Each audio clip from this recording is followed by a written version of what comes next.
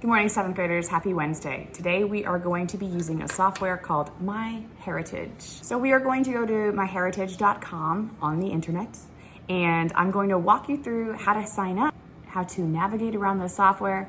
I'm going to show you my personal family tree, and I have many generations on my family tree. I don't want you to be overwhelmed by it. I have 250 on just this website alone, but my real tree has over 700 people, and it can go all the way back to 1050 AD, which is pretty amazing, but that was all through the magic of online researching. So I know several of you have genealogists in the family, and they have provided you with a tree or with a book of stories of how your people have moved around the world over the centuries.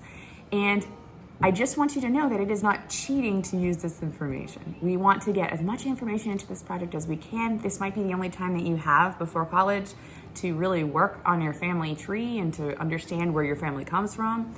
And so I want you to have the time, and you guys have more time than any other year of students I've ever had to be able to work on this project. If you so choose, it's up to you. But the minimum requirement for today's family tree is going to be 3 generations. So it's going to be you, your parents that you add in, and their parents.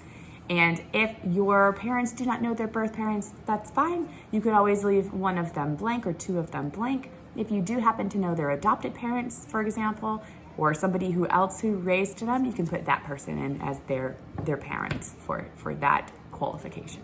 But we're gonna have those 3 groups of people.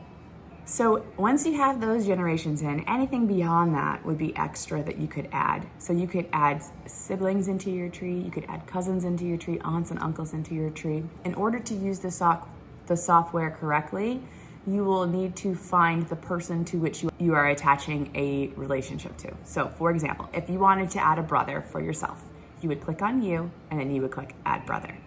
If you wanted to add an uncle, you don't go to yourself and then click add uncle. You would go to your mom or dad and click add brother, okay? So that's just kind of how that works. You can add spouses if you so choose. So if your uncle, for example, was married twice, you could add both of those people into your tree. It will only show the most recent one. Another important note is you will see some of my family members have a little black ribbon on the corner of their card, and that just indicates that they are deceased, that they have died. So you're welcome to consider putting those on if you want to. If you put in birth dates and death dates, the computer will automatically know, and it will add those in. And I know for some of us that might be kind of sad in regards to our immediate family members, so I apologize if this brings you any concern. It is not my intention to cause you grief today when you think about those types of family members that you have lost, but I just want you to know that I care about you deeply. And if you want to reach out and talk about any of these aspects of your family or about your project, or if you just need a break and you need an extension, please just reach out and let me know. And I'm happy to work on that with you individually, okay, because I miss you guys. The next part of the video is going to be me navigating you around the software and showing you what's available for it. But again, you want you, your parents, and your grandparents on your chart. It's also going to show you how to print them and how to use different cool features for printing. So should you want to print it out, you can. Otherwise, you can just go through the printer process, but then once it pulls up your beautiful poster, you just screenshot it and then you add it to your PowerPoint presentation, okay, as a photo. So have a great day, have fun building your family trees, and I look forward to seeing them. I'm gonna give you some extra time for your family tree, so this isn't going to be due until tomorrow at 4 p.m., okay? Let me know if you have any questions about the software or anything, okay? All right, take care, guys, bye.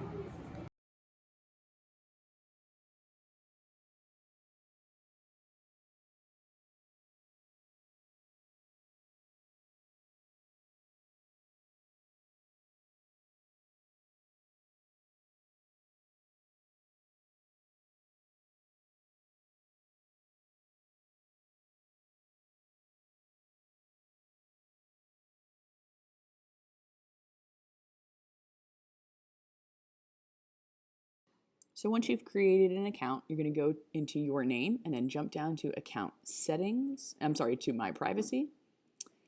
And then you can uncheck these boxes and then click save.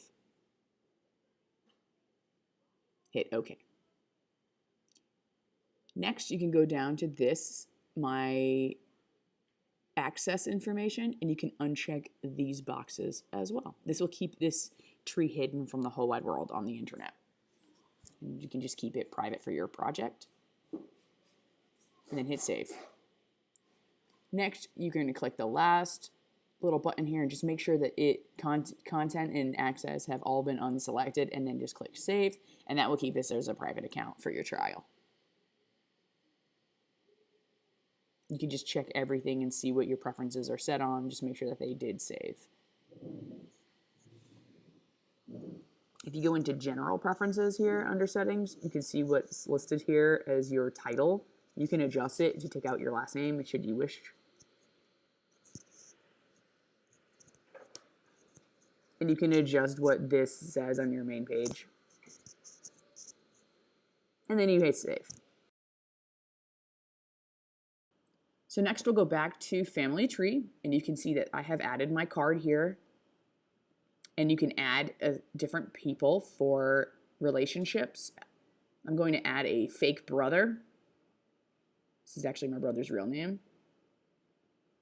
And then I can add in more information here, and I can choose all these other things. I can also click Edit More and add even more details.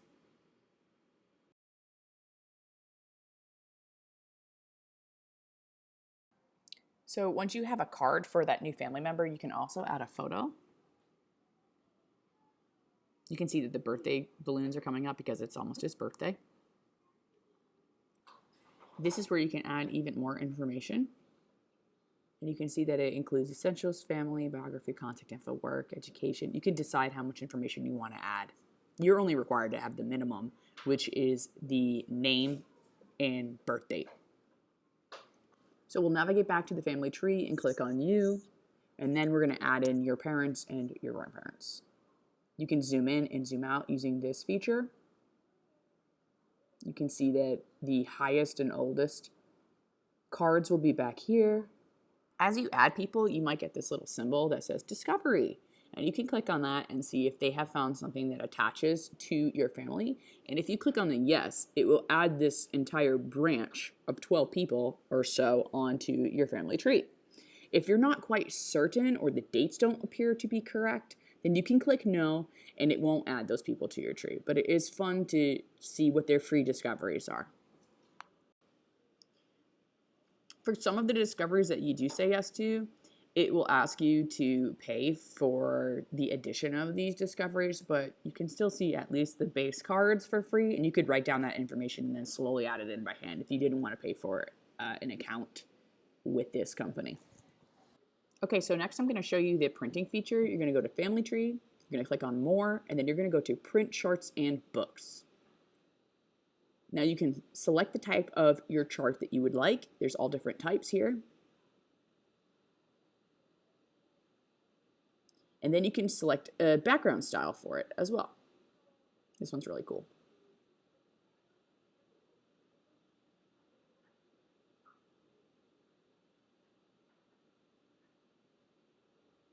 Okay, so you can decide which style you would like. You can customize your chart. You can pick a number of different generations that you want to show on your chart. And then you click Generate Chart. It will take several minutes to generate the whole chart, and sometimes it will show up later. You can see an old chart that I had created last year just to show as an example. It would download as a PDF because I've set it up to do that. And then you can open it up and screenshot it. I've set this one up to print out so that I can actually tape it together as a giant poster, but as you can see, it's 48 printer pages. So if you just want to do a screenshot of it, then you can open it up on your computer and take that screenshot to add to your PowerPoint presentation. Have a great day. Let me know if you have any questions. Bye-bye.